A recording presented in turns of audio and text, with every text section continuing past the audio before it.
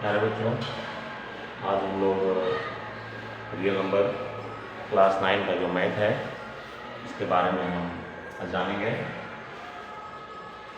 सबसे पहले हम वास्तविक संख्या के बारे में जानेंगे। तो वास्तविक संख्या जानने के लिए सर्वप्रथम हम लोग जानते हैं कुछ इसके संख्या के एक्सप्लेनेशन, संख्या के बारे में कुछ जानते हैं। जैसे कि प्राकृतिक संख्या होता है, तो प्राकृतिक संख्या की गिनती की सारी संख्या को गिनती के सारे संख्या को प्राकृतिक संख्या कहते हैं। ये जो प्राकृतिक संख्या है, जैसे हम इंग्लिश में जानेंगे 1, 2, 3, 4, 5, 6, 7, 8, 9, 10, 11 और ये जो है अनंत में जाता है। दूसरी संख्या हम लोग जानेंगे जिसको हम लोग बोलते हैं पूर्ण संख्या। इसको कहते हैं पूर्ण संख्या। पूर्ण संख्या जो है वो 0 से स्टार्ट होता है। हम लिख सकते हैं गिनती के आगे शून्य आ जाए तो वह संख्या पूर्ण संख्या कहलाती है। संख्या कहलाती है। आप ऐसे भी बोल सकते हो कि 0 से या शून्य से शुरू होने वाली संख्या को हम पूर्ण संख्या कहते हैं। जैसे कि इसमें हम लोग देख लें, जैसे होता है शून्य, 1, 2, 3, 4, 5, 6, 7, 8, 9, यही जो है इनफैक्ट जाता है। इसको हम इनफैक्ट जाएगा, इसको भी हम क्या कहते हैं, तो ये हम पूर्ण संख्या। पूर्ण संख्या के बाद आता है इनको असम संख्या। आप सब जानते हैं वैसी संख्या, वैसी संख्या जो 2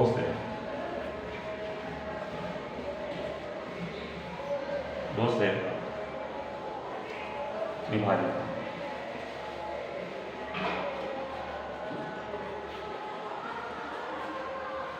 वो संख्या जो 2 से विभाजित हो उसे सम संख्या कहते हैं।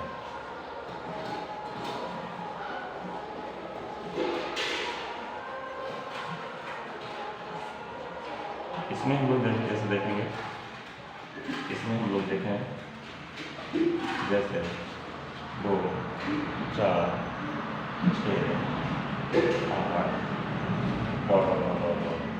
ये भी जो है इनफैक्ट में रह जाता है। तो ये जो इनफैक्ट जाएगा इसको हम सम संख्या कहते हैं। सम संख्या के बाद हम विषम संख्या के बारे में भी जानेंगे। विषम संख्या के बारे में जानेंगे। ये मेरा विषम संख्या क्या है, तो विषम संख्या, विषम संख्या जो है इसकी परिभाषा को हम जाने। विषम संख्या वैसी संख्या, वैसी संख्या जो 2 से पूर्णतः विभाजित न हो।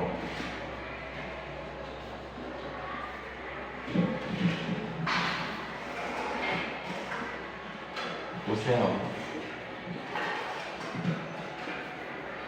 विषम संख्या,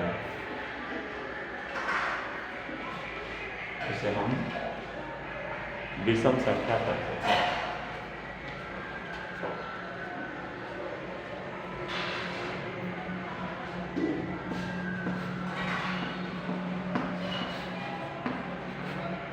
इसमें हम जैसे जानेंगे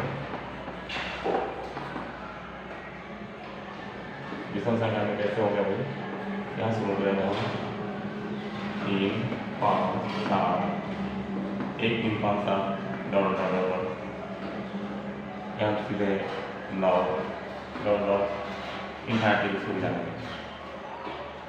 इसके बाद हम पांचवा नंबर जानते हैं और विषम संख्या की बात हमारा ज़्यादा है, ये होता है पूर्णांक संख्या।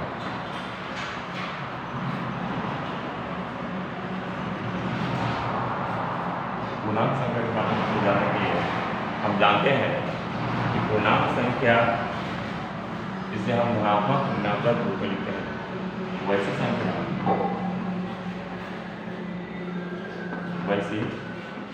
संख्या जिसे धनात्मक एवं ऋणात्मक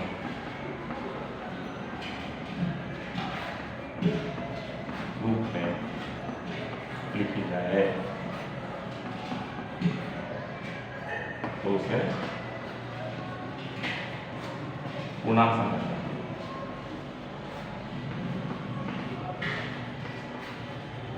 तो पूर्णांक संख्या की एक ऐसे भी लिख सकते हैं कि वैसी संख्या जो धनात्मक और ऋणात्मक रूप में लिखी जाए या उसके समित रूप को हम पूर्णांक संख्या कहते हैं। अभी इसमें जैसे हम लोग लिखेंगे 2 1 2 3 4 5 6 और पॉजिटिव जो बोलते हैं उसको धनात्मक, यह लिखता है इसे धनात्मक पूर्णांक संख्या। एक है इसमें जैसे हम लेंगे -1 -2 -3 -4 -5 -6, ये जो डॉट डॉट लोग चलेंगे इसको बोलेंगे हम ऋणात्मक संख्या।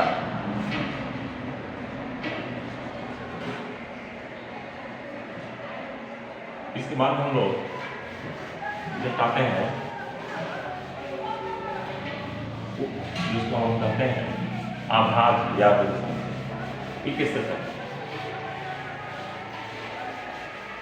आभाज्य या गुण संख्या।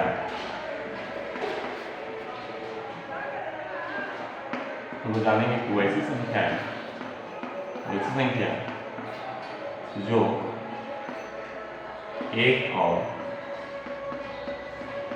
स्वयं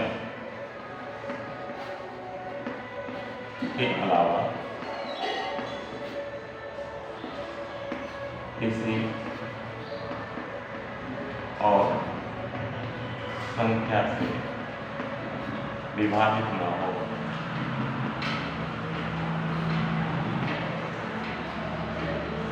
नहीं, जैसे अगर हम ले लें 3 ले लें, 5 ले लें, 7 ले लें, उसके बाद हम 11 ले लें, 13 ले लें, 17 ले लें, 19 ले लें, इस तरह से जो संख्याएं होती है वो हमारे अभाज्य गुण संख्या कहलाती है।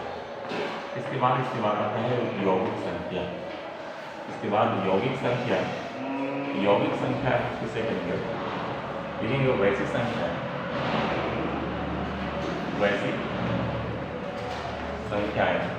संख्या जो एक और स्वयं के अलावा किसी और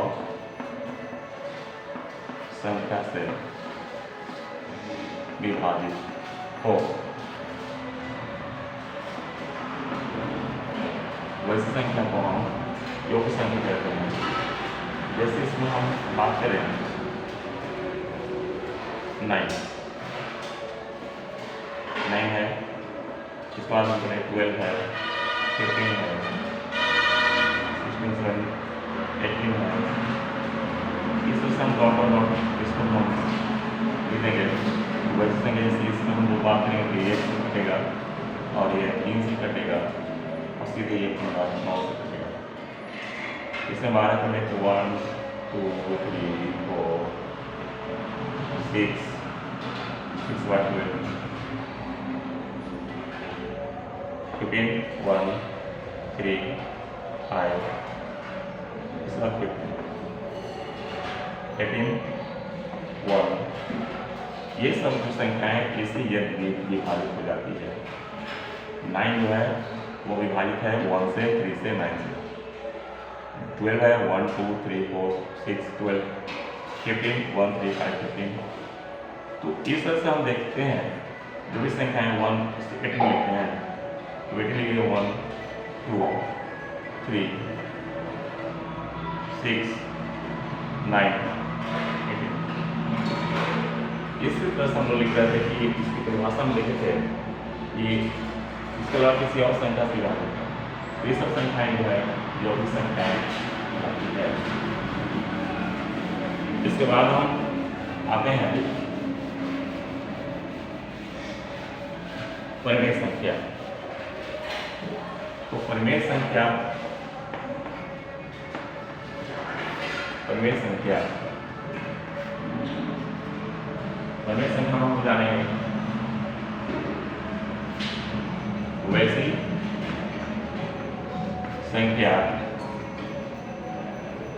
संख्या जिसे p/q के रूप में लिखा जाए तो उसे परिमेय संख्या कहते हैं। और परिमेय संख्या कहते हैं अगर जैसे मैं कोई पूछ दे क्या 0 एक परिमेय संख्या है, क्या बोलेंगे कि हाँ है, क्योंकि 0/1 हम लिख सकते हैं, 1/1 लिख सकते हैं, 2/1 लिख सकते हैं, 3/1 लिख सकते हैं। ये सारी संख्याएं ये परिमेय संख्या है। ये कौन सी धनात्मक परिमेय संख्या कहलाएगी? ताकि हम इसमें जानेंगे कि धनात्मक परिमेय और एक ऋणात्मक परिमेय। p/q p एनी इंटीजर्स एक हम लिख सकते हैं कि जहाँ q not equal to 0 p equal to any कोई संख्या कोई पूर्णांक संख्या हो। इसको हम क्लियर कर लें। जहाँ q नॉट इक्वल टू 0 मतलब q 0 के बराबर नहीं होता है। q अगर 0 रहेगा तो ये परिमेय संख्या नहीं होगा, क्योंकि हम लोग जानते हैं कोई भी संख्या के नीचे अगर 0 आ जाए तो इसका कोई परिभाषा नहीं होता है। इसको हम लिखते हैं अपरिभाषित। तो इसे हम परिमेय संख्या नहीं कहते। परिमेय संख्या नहीं है। तो इसको हम क्लियर करते हुए चलें, अच्छा रहेगा। एक इसमें हम आते हैं अपरिमेय संख्या। इसमें क्या है,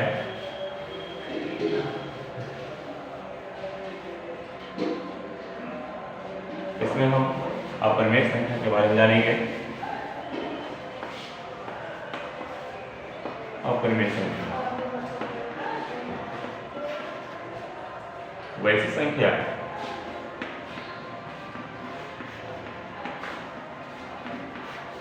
जिसे p/q के रूप में नहीं लिखा जाए।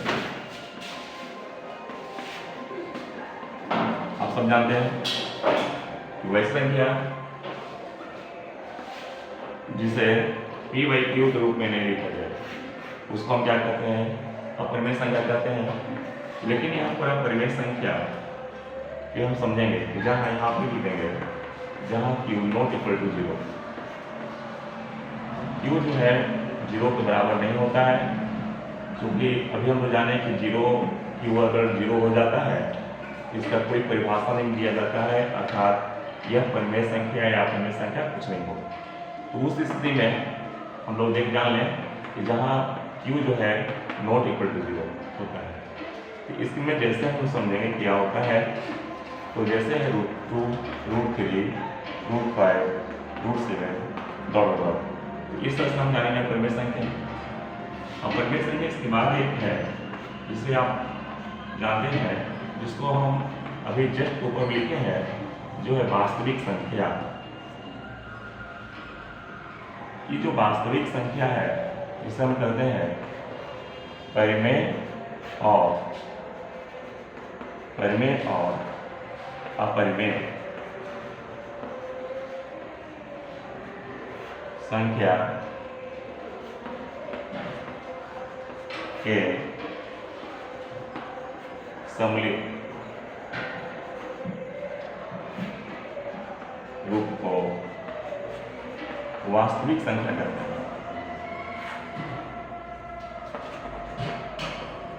वास्तविक संख्या कहते हैं। और हम जानेंगे इसमें जैसे में 2 + √3, √2 + √3 हो, या फिर हम लिखते हैं 5 + √5 हो, 6 + √3 हो। ये सारी संख्याएं जो है इसको हम वास्तविक संख्या कहते जाएंगे। इसमें और जानना है जो है कुछ नियम को फॉलो करते हुए हम मैथ की ओर आगे बढ़ेंगे। तो ये नियम में क्या बताता है, तो सबसे पहले इसमें है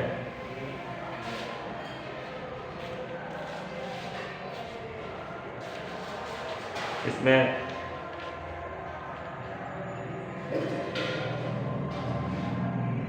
परिमेय संख्या के जोड़ के कुछ नियम है। परिमेय संख्या के जोड़ के नियम।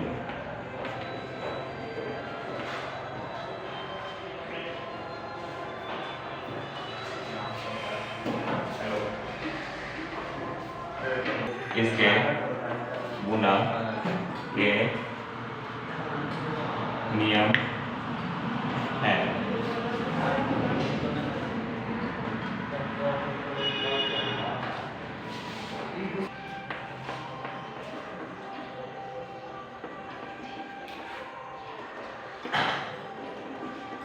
इस संवर्ग नियम अगर ए और बी दो धनात्मक परिमेय संख्या है तो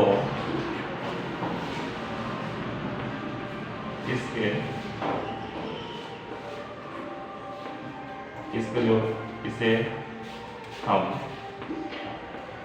a + b धनात्मक परिमेय संख्या होंगे। इसमें हम जानते हैं कि जब अगर इसमें संवर्ग नियम है कि यदि a और b दो परिमेय संख्याएं धनात्मक हो तो परिमेय संख्या भी धनात्मक होती है, धनात्मक होगी। और यदि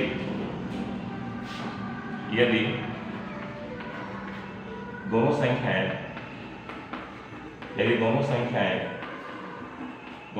अर्थात ए और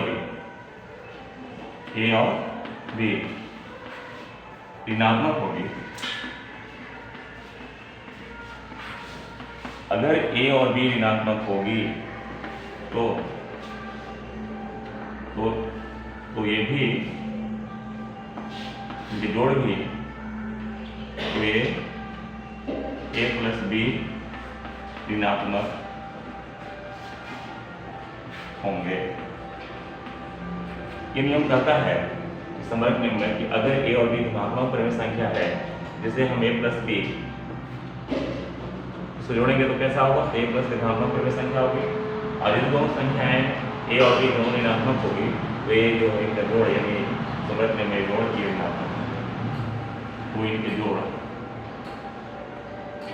तो इनके कहने का मतलब है कि तो इनके परिमेय संख्या के जोड़, परिमेय संख्या का योग ऋणात्मक होंगे। ये मेरा संवरक नियम बताता है। तो संवरक नियम आप समझ गए होंगे। इसके बाद एक होता है क्रम विनिमय नियम। तो क्रम विनिमय नियम के बारे में जाने, क्रम विनिमय नियम क्या होता है।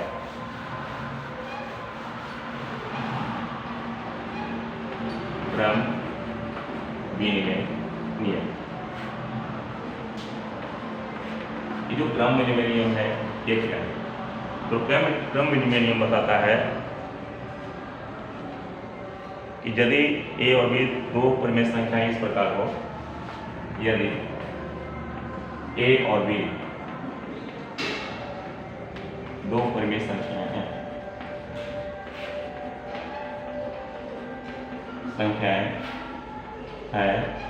तो क्रम विनिमय नियम में हम कैसे लिखेंगे। तो इसको लिखने का तरीका है कि a प्लस बी लिखेंगे इक्वल टू बी प्लस ए हो जाएगा। अगर इन क्रम विनिमय का अगर गुना के रूप में है, इसको लिखते हैं क्रम विनिमय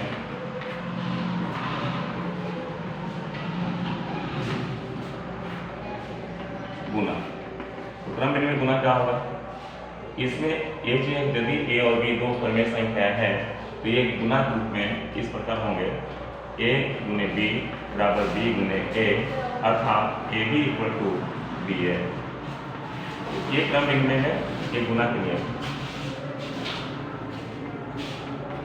तो ये हम नियम को थोड़ा सा समझेंगे, जानेंगे, इसके बाद हम आगे बढ़ेंगे। इसके बाद में होता है सहस्रार्थ नियम। तो जोड़ का सहस्रार्थ नियम क्या है। जोड़ का सहस्रार्थ नियम को हम जानेंगे। गुना का सहस्रार्थ नियम,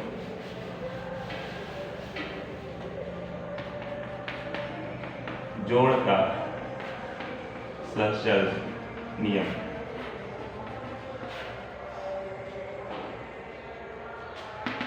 यदि परिमेय संख्याएं ए बी और सी हो तो इसे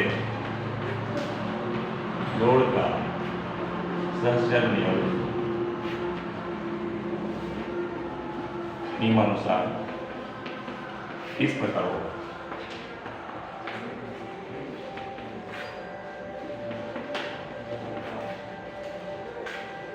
तो हम लिख सकते हैं ए प्लस बी और प्लस सी इक्वल टू लिख सकते हैं यहाँ लिख सकते हैं बी प्लस सी यानी ए प्लस बी प्लस सी।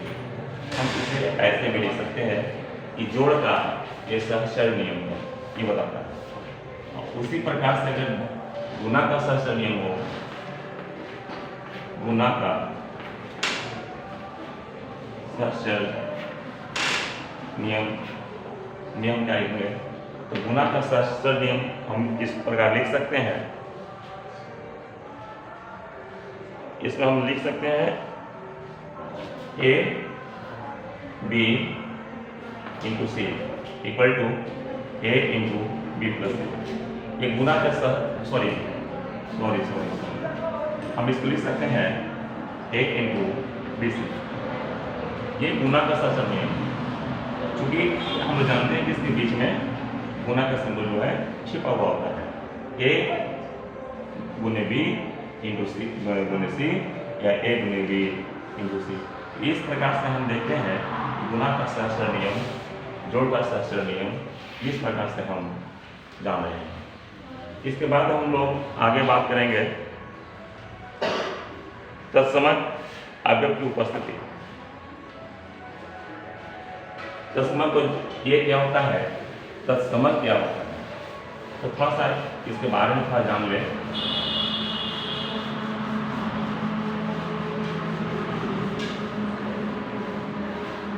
इसमें हम लोग जानेंगे कि तत्समक अव्यय की उपस्थिति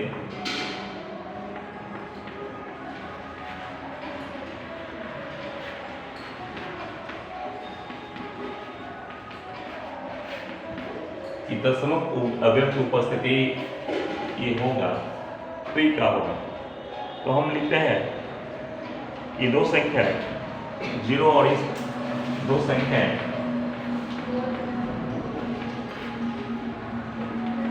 0 और 1 इस प्रकार हो, इस प्रकार हो। तो 0 और 1 प्रकार इस प्रकार कैसे होता है, इसको हम लोग जानते हैं कि a plus 0 equal to 0 plus a equal to क्या होता है। ये तो सिंपल बात है कि ये हो, तो ये जोड़ का तत्समक अवयव 0 हो। यह है जोड़ का तत्समक अवयव, जोड़ का तत्समक अवयव या शून्य राशि। ये इसको हम जानकारी ले लेंगे कि शून्य राशि जो है वो शून्य है। इसको हम दर्शा देते हैं कि तत्समक अवयव की उपस्थिति में कि दो संख्याएं 0 और 1 इस प्रकार हो, a यहाँ पर ये 0 और 1 इस प्रकार हो, a plus 0 equal to 0 plus a equal to a, जोड़ का तत्समक अवयव या शून्य राशि 0 है। तो इस प्रकार हम लिखते हैं तत्समक अवयव की उपस्थिति ये कहलाती है। इसके बाद हम लोग प्रतीक या प्रतिलोम अवयव के अस्तित्व के बारे में जानेंगे। प्रतीक ये क्या है, तो इसके बारे में जानकारी लें।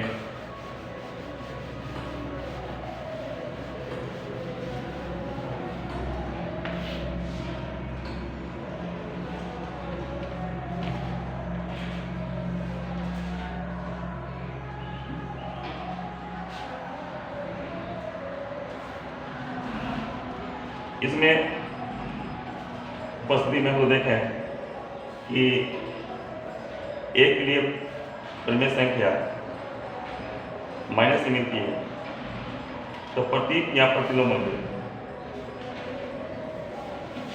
प्रतीक या प्रतिलोम अवयव, जिससे हम कोई भी संख्या को उल्टा कर लिख देते हैं। जो प्लस में होता है माइनस में, और माइनस वाली संख्या को प्लस में लिख देते हैं। इसको हम प्रतिलोम अवयव कहते हैं। जैसे यदि परिमेय संख्या ये है तो इसका प्रतीक या प्रतिलोम संख्या माइनस है होगी।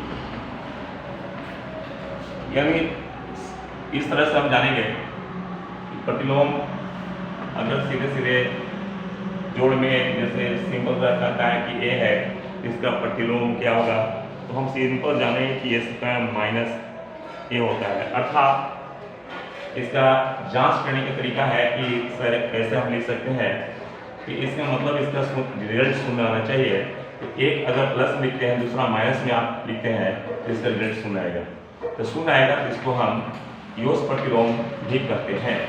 तो योग प्रतिलोम करने का मतलब ये प्लस में है और ये निगेटिव में है, ये दोनों को अगर योग करेंगे तो इसका रिजल्ट शून्य आता है। तो इस तरह से हमारा कहता जोड़ का इसको कहता है कि जोड़ का ये जो है प्रत्येक प्रतिलोम शून्य होता है, यानी ए का माइनस ए होता है, अगर दोनों को जोड़ दें तो इसका शून्य आता है, तो ये जो प्रतिलोम कहलाता है।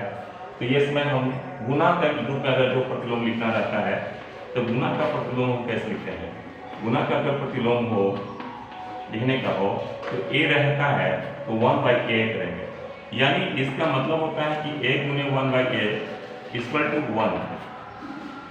इसका प्रतिलोम इसका 1 होगा गुना में, और जोड़ में शून्य आ गया। आगे हम पढ़ेंगे, इसमें है काट नियम। ये काट नियम है, उस काट नियम को भी हम लोग जान जाए। काट नियम, ये काट नियम क्या है?